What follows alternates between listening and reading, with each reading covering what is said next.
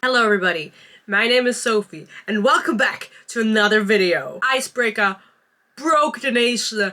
Wildfire is the book I just read. Daydream was a nightmare. So, what's going on with Hannah Grace? I mean this with war and hate, peace and love. It's so fascinating to me.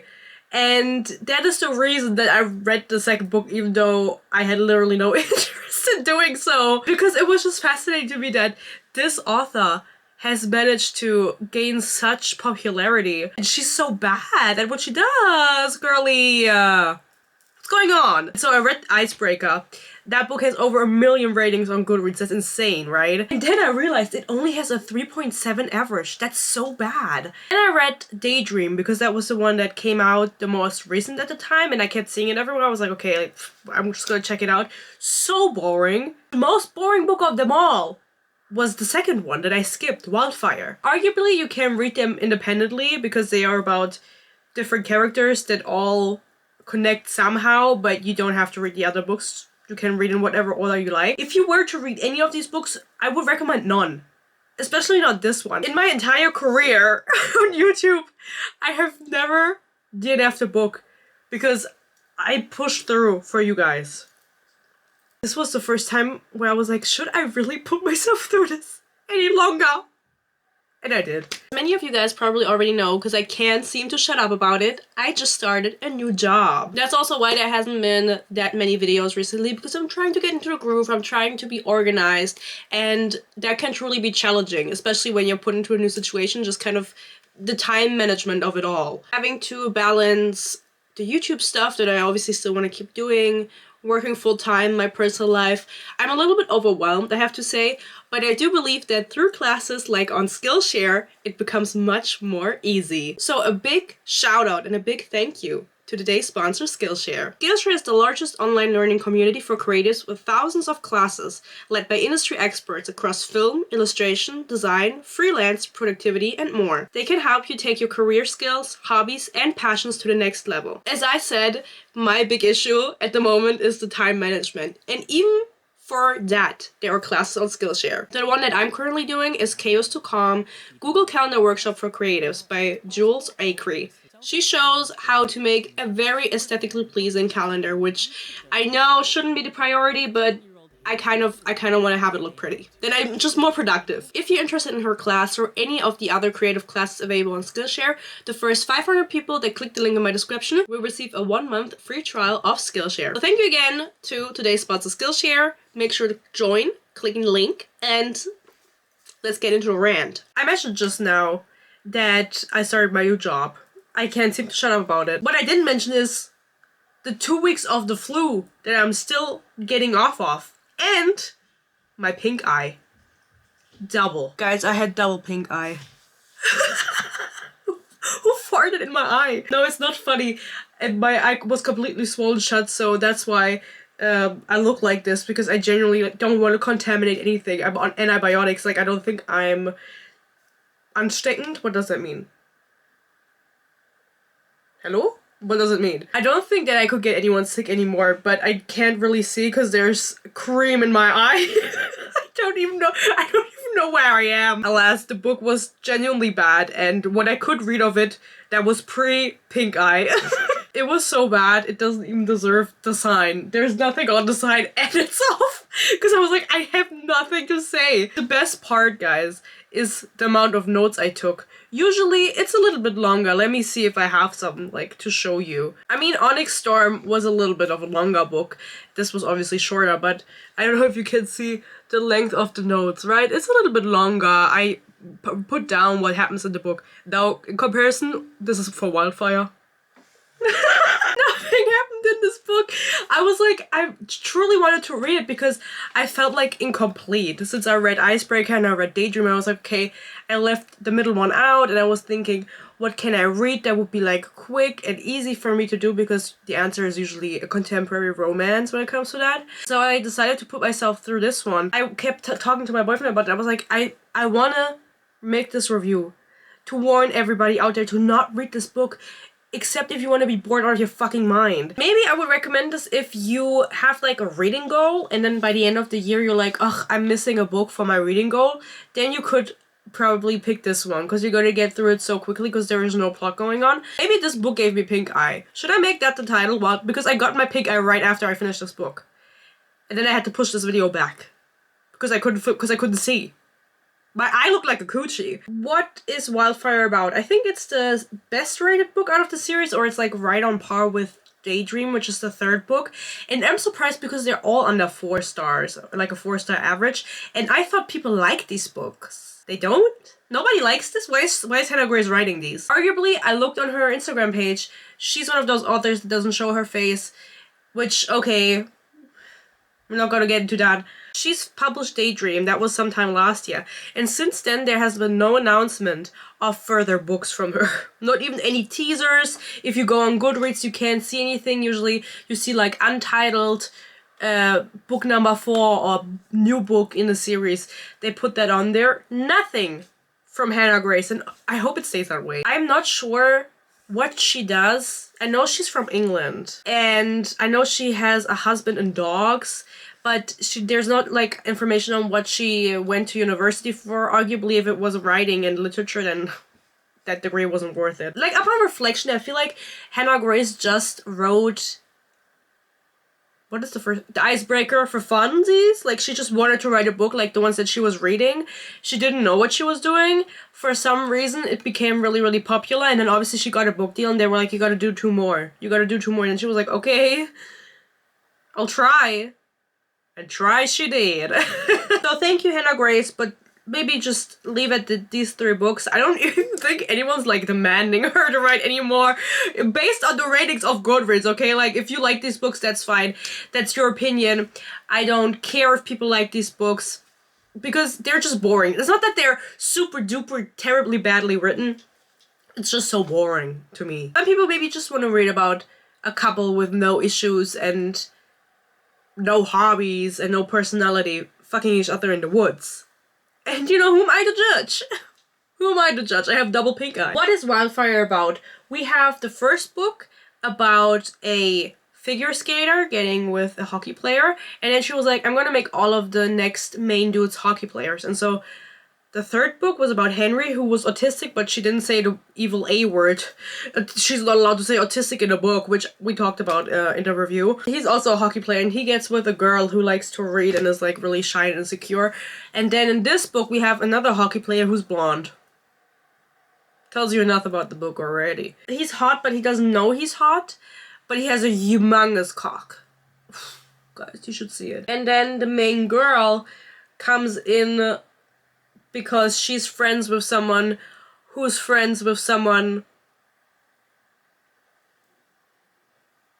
Nee. She's friends with someone who knows the hockey guys, and so she gets introduced to the main dude through that. They have a one-night stand, and then they end up at camp together, which the camp is like throughout all of summer. Oh, honestly, I don't know if there's any camps like that in Germany, because I'm German with double pink eye. I remember when I was younger, I would go to camp, and it was also a summer camp, but I would go home in the evening and sleep at home and then go back in the morning. So I've been praising this book, saying it's so boring. Let's see how long this video is gonna be, honestly, because what's my shortest review ever? Maybe 20 minutes? Let's see if we can beat that. So I have some things marked for you. I can yap. We know a girl can yap. The dude is blonde. He has a troubled past with his family because his dad is an addict. No, well, yeah, but he's a gambler. That's his issue. He asked him, the main character, for money. His name is Ruz.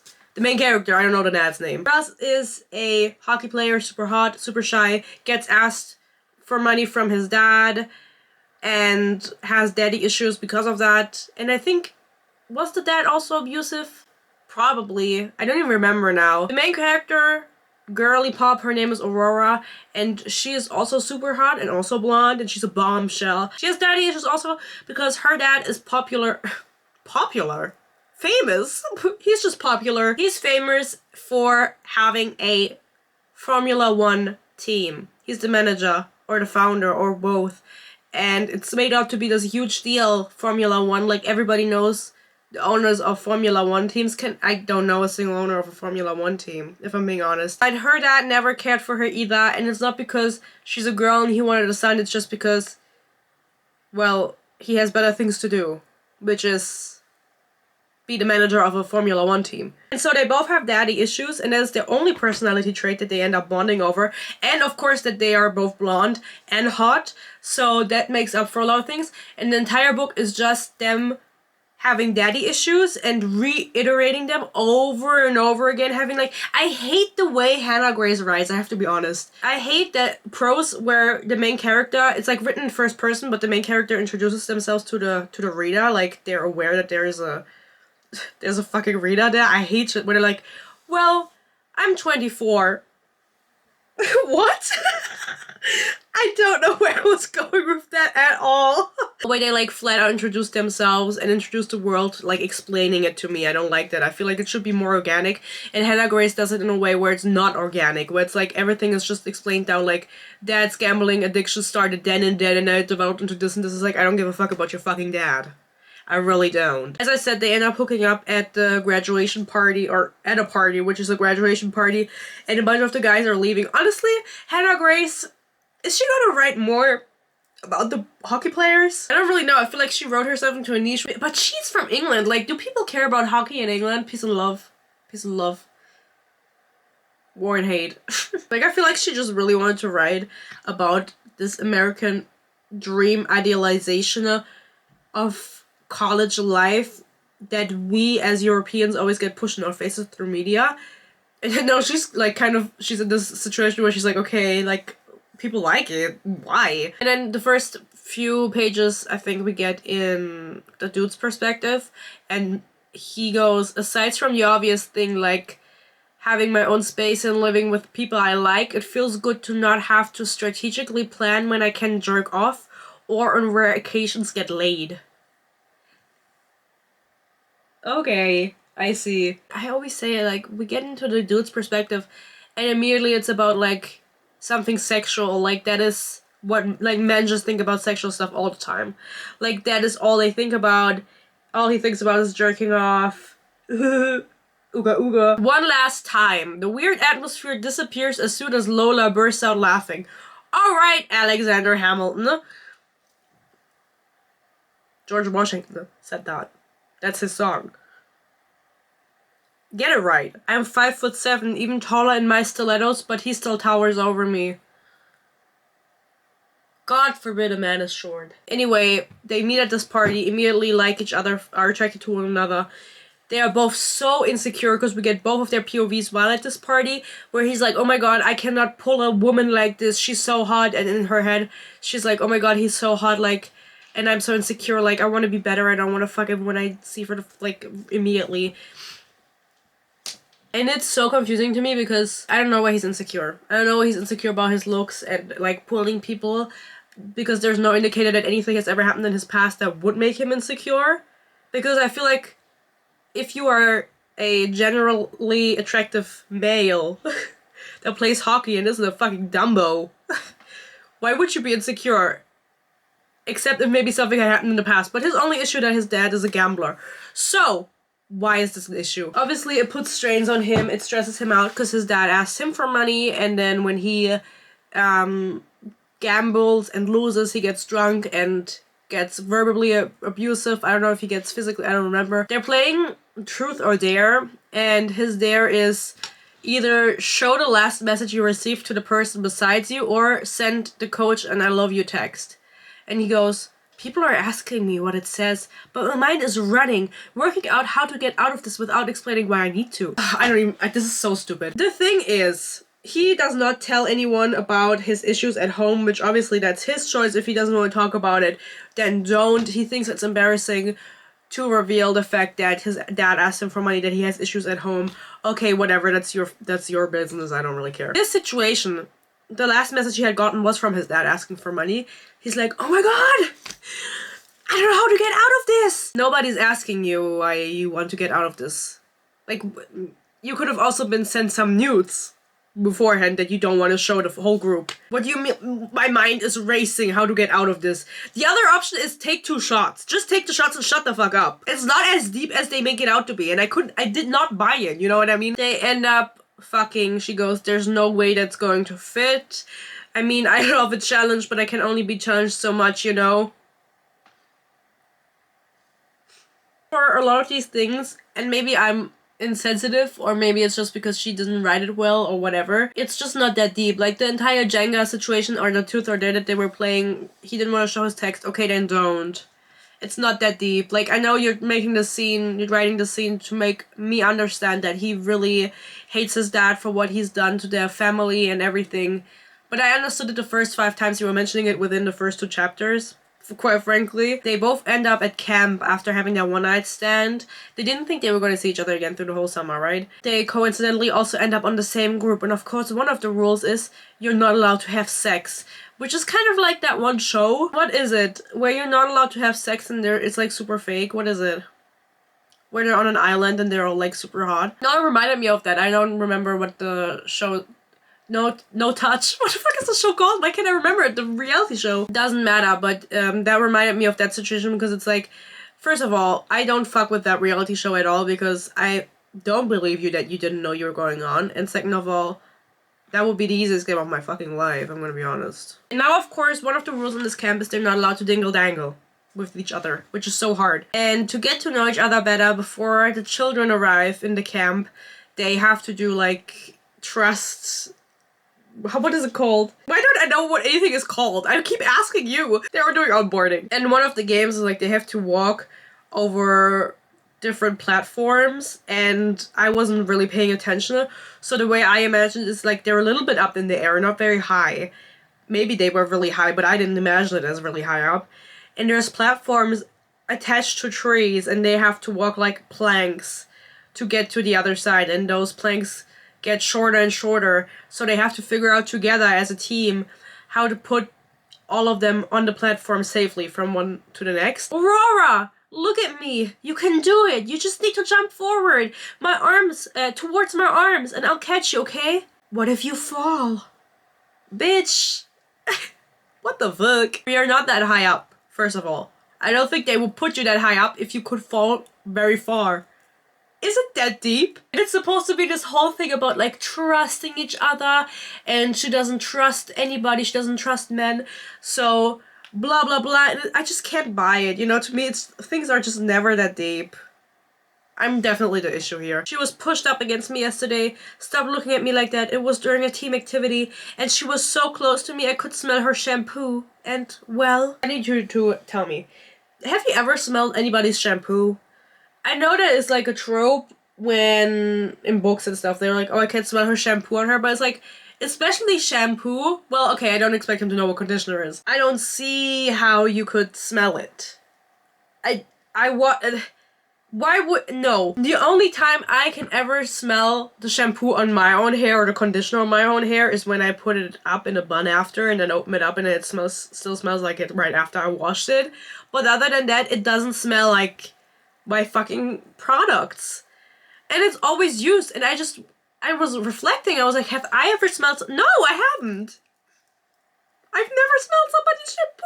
Sometimes the sentences are also just so weird. I've seen her real smile before, comma, making her smile and laugh is ingrained in my brain, comma, but this isn't it.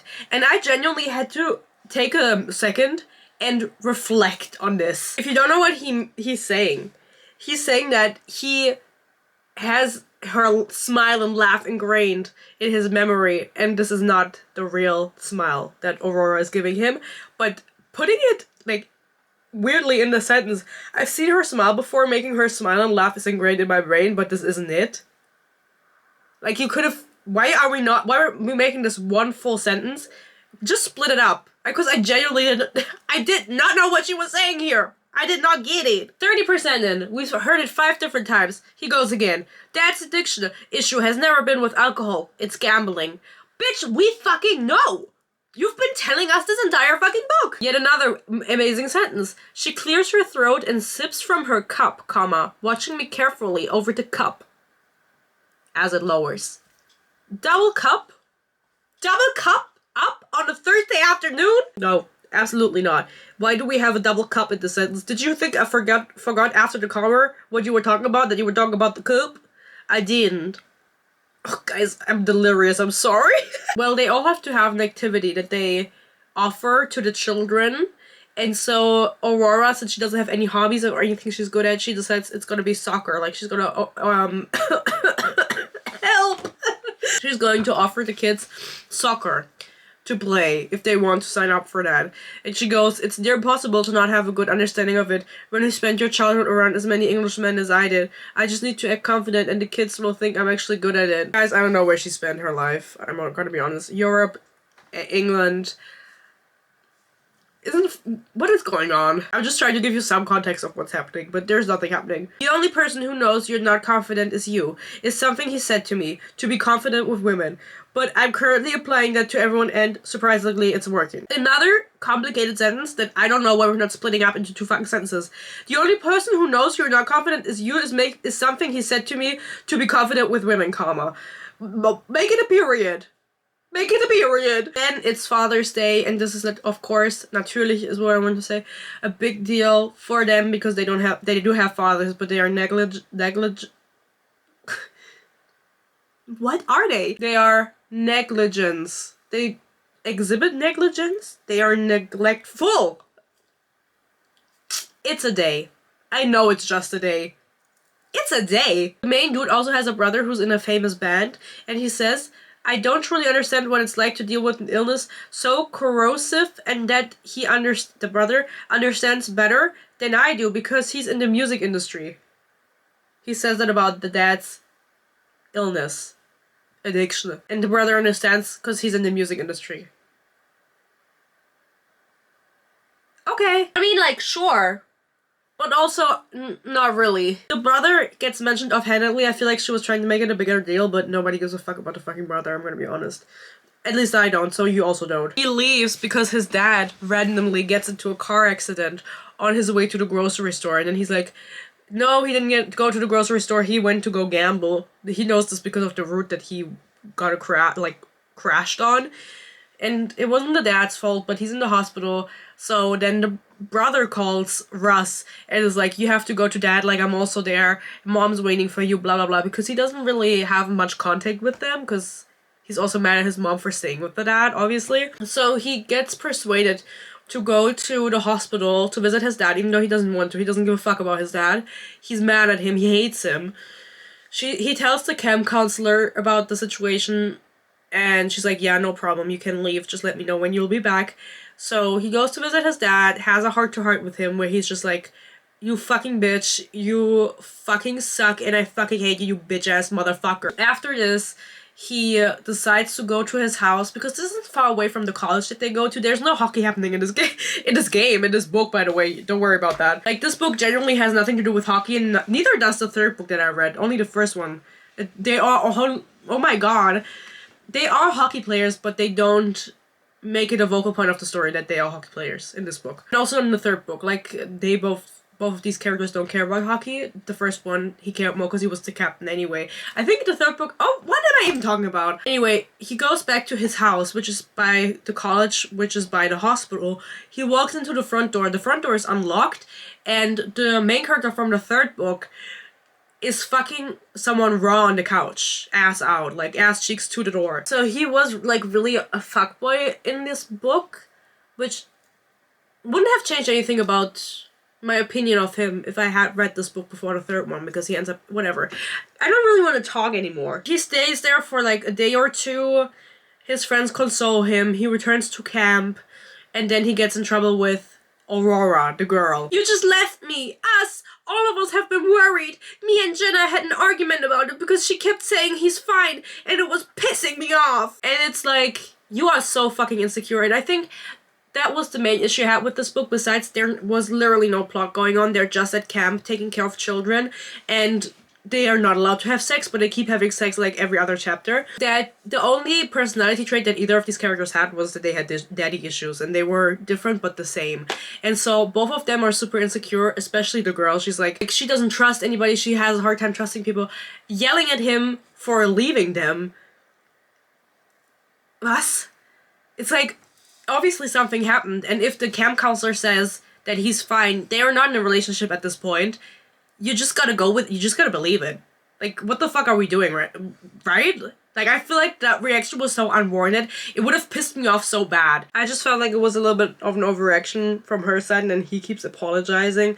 It's like you have nothing to apologize for, and she's being so out of line because you're not even together, questioning you, where have you been, what happened, blah, blah, blah, when you're not comfortable talking about it.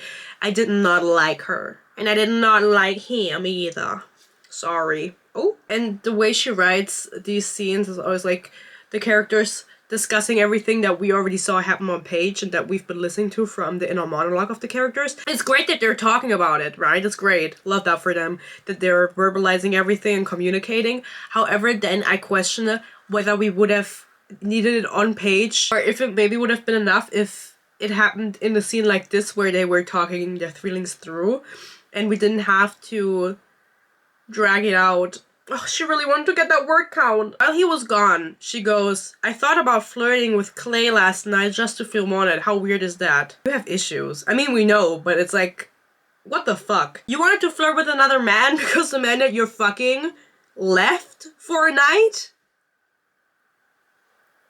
Damn. I don't remember if she goes to therapy. I think she does, but maybe you need more.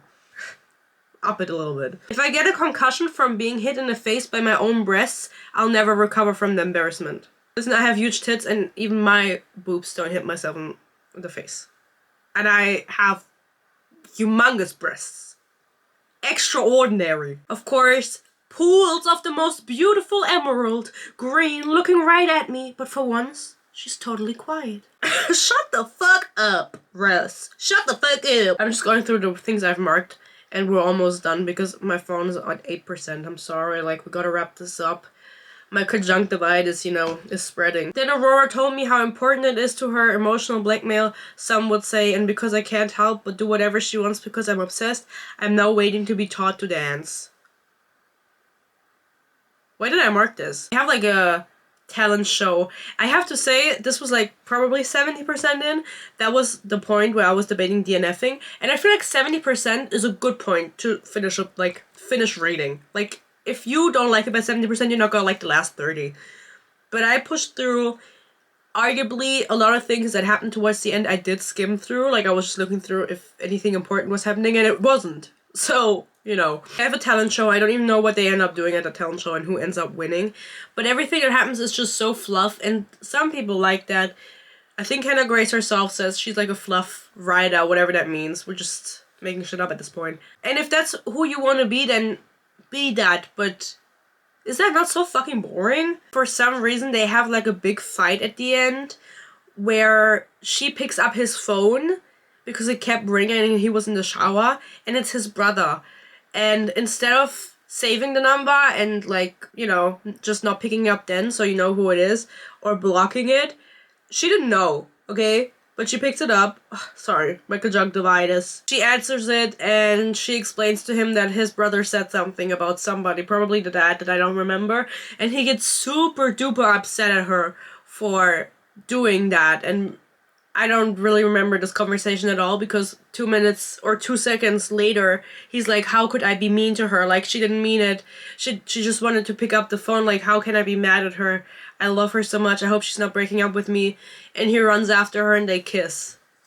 So that conflict lasted maximum 1 page. I feel like she didn't really want to make it a breakup because they weren't together anyway. But she needed something for the edge. Even though I said no to getting a puppy when Aurora told me Fish, that's the dog's name, was having another unplanned litter. Can I say something? Spray your fucking dog. This is the camp dog who had an unexpected litter at the beginning of the book. And now this is the epilogue, like a few months later, somebody's pregnant. They live together, they have, no, I don't think she's pregnant, but whatever. Somebody's pregnant, somebody has a child. She goes, another unplanned litter. Fucking spray that fucking dog. Do we need more fucking dogs?